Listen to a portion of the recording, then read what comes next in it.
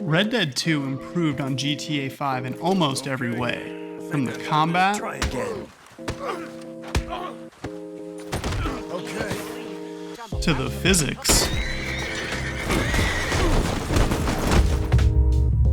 to the world building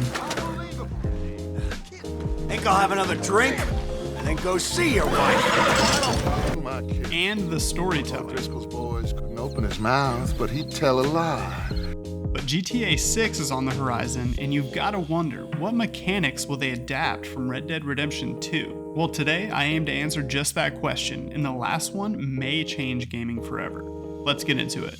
One of the most striking aspects of Red Dead Redemption 2 was its unparalleled attention to detail and its immersive open world. Rockstar crafted an Old West that felt alive, from the rustling prairies to the bustling towns. When you got into a bar fight and it tumbled into the muddy streets, you got mud on your clothes. If you got into a shootout, you would get bloody. These things aren't just for looks. The rest of the world reacts to how you look. If you're dirty, they may treat you with disgust and suggest that you take a bath. Look at you. You're filthy. You mind your business, I'll mind mine. If you're bloody, people might be afraid or treat you with hostility. That feller's making my skin crawl. I've never seen someone so covered in blood. Have their way. Now with GTA 6, we know they're creating a detailed open world, but I'm curious to see how the NPCs in the world at large will react to your appearance. They may even go as far as to make it so you have to change your clothes after a robbery, as NPCs may call the cops if you're walking around covered in blood. There's also been some evidence in the leaks that police will recognize the vehicle you used while committing crimes even after you've lost your wanted level. These ideas may be pushing it a bit, but only time will tell. Now, I think we can all agree that GTA 5's main story was good. Michael was a great parody of a retired mobster type, Franklin a reluctant gangster, and Trevor was insane. While these are all great characters, it's pretty obvious that none of them or their stories really measure up to what Rockstar did with Red Dead Redemption 2 and Arthur Morgan. As the story progresses, you really begin to care. Arthur was a complex character who lived in the gray area between good and evil, right and wrong. You sympathize with the character even though he makes some pretty bad decisions from time to time. That's what good character development is all about. The question is, will they take the same approach with GTA 6? Will they be able to write characters that are relatable to modern times without making them sound cringy like some other AAA games have? Seriously, how's the job? It's the murder business. The fundamentals don't change, just the uniform. I can tell you love it. Okay. I don't have to love it. I have to pay my student loans. I'm in. Will they be able to make us care about Jason and Lucia? Honestly, I think the lessons learned from Arthur Morgan's journey could pave the way for some unforgettable stories in GTA 6. Red Dead 2 delivered a cinematic experience that expanded the way you interacted with the world in so many ways. For instance, they introduced the camp as a game mechanic. You were charged with contributing money to your camp as well as resources. You could go out and hunt for pelts and get meat so your chef would have food to cook, or you could go after bounties you would find in town, then donate that money to your camp. In using that money, you could upgrade various aspects of your camp as well. Doing these activities had real in-game effects. If you provide enough food and money, your camp would generate items you can pick up that would replenish things like your health and your Deadeye meter.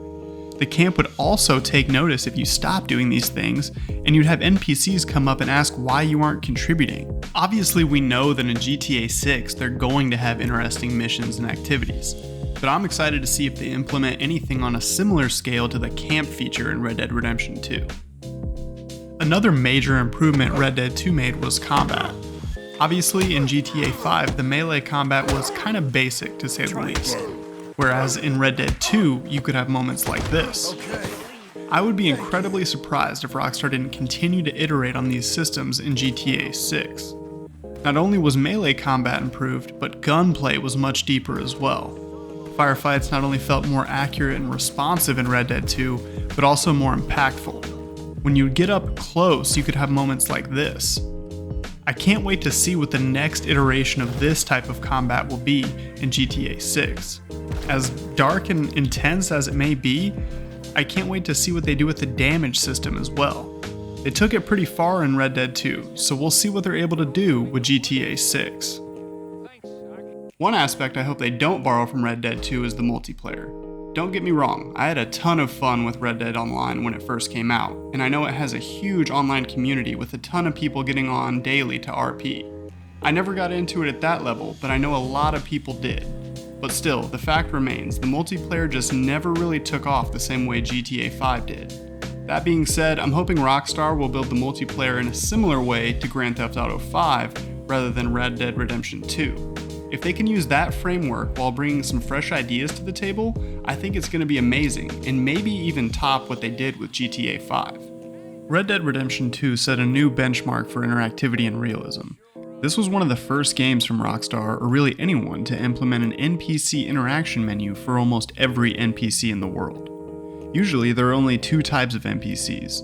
Ones you can interact with, such as quest givers and shop vendors. Then there's the other ones that are really only there to make the environment more realistic.